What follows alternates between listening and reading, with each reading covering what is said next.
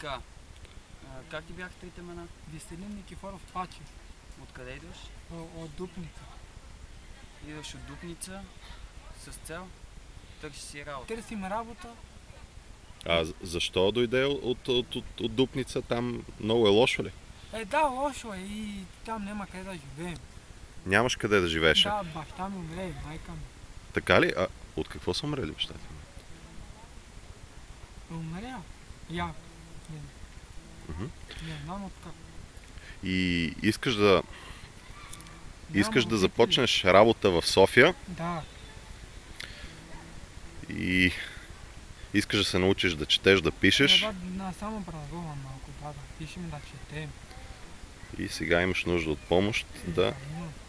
Какво си работил преди това? Там чистих едно барче с скрепата и това.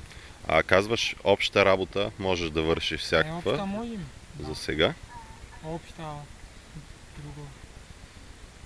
Добре. Значи искаш да намериш работа, да можеш да си позволиш с парите някаква квартира, поне стая, за да можеш да започнеш от някъде. Да започнем от нека. Добре.